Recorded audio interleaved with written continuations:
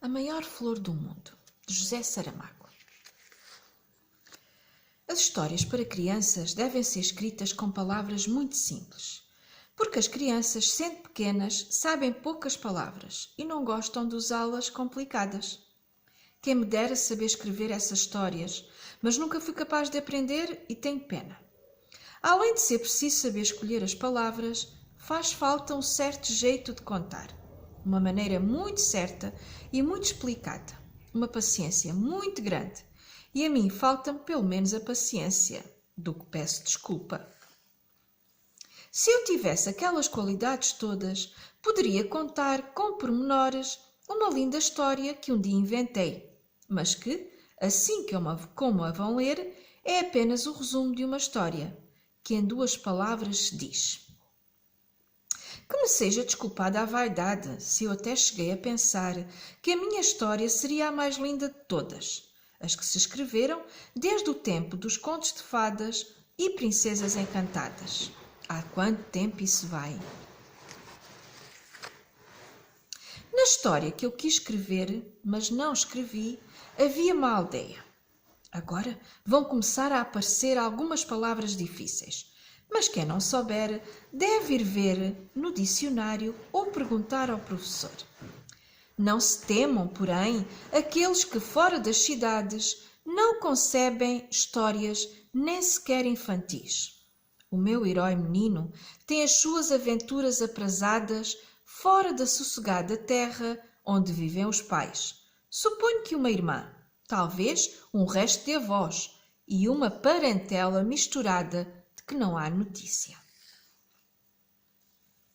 Logo na primeira página sai o menino pelos fundos do quintal e de árvore em árvore, como um pintacilgo, desce ao rio e depois por ele abaixo, naquela vagarosa brincadeira que o tempo alto, largo e profundo da infância a todos nós permitiu. Em certa altura, chegou ao limite das terras até onde se aventurara sozinho. Dali para diante, começava o planeta Marte, efeito literário de que ele não tem responsabilidade, mas com que a liberdade do autor acha poder hoje aconchegar a frase. Dali para diante, para o nosso menino, será só uma pergunta sem literatura. Vou ou não vou? E foi. O rio fazia um desvio grande. Afastava-se, e de rio já ele estava um pouco farto, tanto que o via desde que nascera. Resolveu cortar a direito, pelos campos, entre extensos olivais, ladeando misteriosas sebes cobertas de campainhas brancas, e outras vezes metendo por bosques de altos freixos, onde havia clareiras macias, sem rasto de gente ou bicho. E ao redor um silêncio que zumbia. E também um calor vegetal, um cheiro de caule sangrado de fresco, como uma veia branca e verde. O que feliz ia ao menino. Andou, andou, foram rareando as árvores. E agora havia uma charneca rasa, de mato ralo e seco, e no meio dele uma inóspida colina redonda como uma tigela voltada. Deu-se o menino ao trabalho de subir a encosta. E quando chegou lá acima, que viu ele? Nem a sorte, nem a morte, nem as tábuas do destino. Era só uma flor, mas tão caída, tão murcha, que o menino se achegou de cansado. E como este menino era especial de história, achou que tinha de salvar a flor. Mas que é da água? Ali, no alto, nem pinga. Cá por baixo, só no rio. E esse que longe estava. Não importa.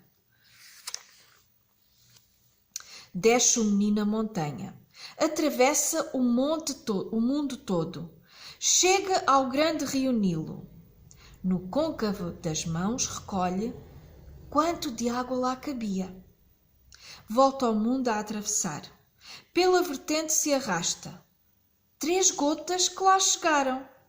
Bebeu-as a flor sedenta. 20 vezes cai lá. 100.000 viagens à lua. O sangue nos pés descalços. Mas a flor aprumada já dava cheiro no ar. E como se fosse um carvalho, deitava sombra no chão. O menino adormeceu debaixo da flor. Passaram as horas. E os pais, como é costume nestes casos, começaram a afligir-se muito. Saiu toda a família e mais vizinhos à busca do menino perdido. E não o acharam. Correram tudo, já em lágrimas tantas, e era quase sol pôr, quando levantaram os olhos e viram ao longe uma flor enorme, que ninguém se lembrava que estivesse ali. Foram todos de carreira, subiram a coluna e deram com o menino adormecido. Sobre ele, resguardando-o do fresco da tarde, estava uma grande pétala perfumada com todas as cores do arco-íris. Este menino foi levado para casa, rodeado de todo o respeito, como obra de milagre.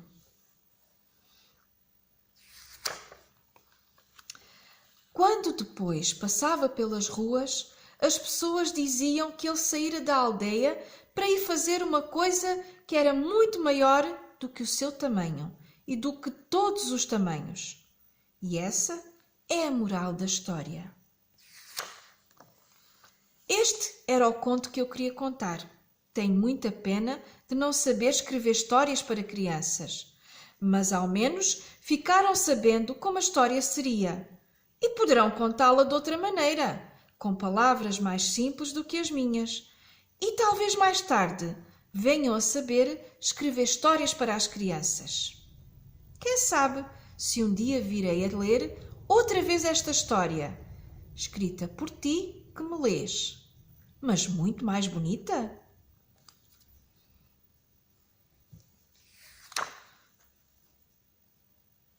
Vitória, Vitória, acabou-se a história.